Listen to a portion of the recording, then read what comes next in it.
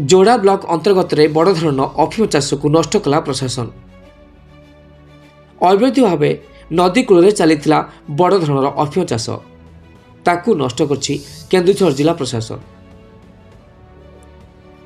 केन्दुझर जिला जोड़ा ब्लॉक रुगुड़ी थाना अंतर्गत रोईडा स्थित क्याम्प हाटिंग ठारे सुना नदी कूले बेआईन भाव अफिम चाष ठाव पर ताकू नष्ट करछि स्वतंत्र पुलिस टीम। प्राय 2 एकरु अधिक जमी बेआईन भाव अफिम चाष होता बेले सूचना मिलता। कौन विशेष सूत्र खबर पाई बड़बिल उपखंड आरक्षी अधीक्षक देवेन्द्रनाथ पिंगुआ प्रत्यक्ष तत्वावधान में बड़बिल थाना अधिकारी अशोक कुमार नायक नेतृत्व में पुलिस आज 2 जन मजिस्ट्रेट उपस्थित यह अफिम चाष को नष्ट करछि।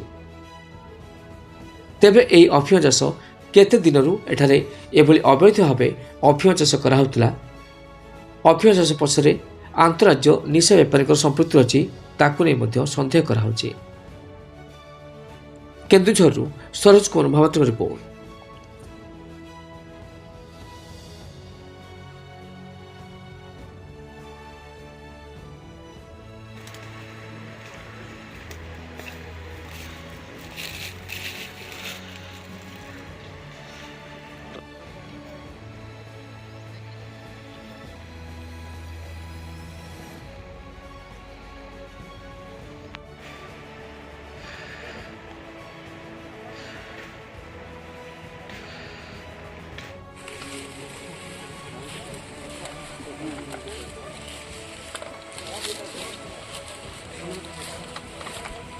कैमरा मैन फोकस करो।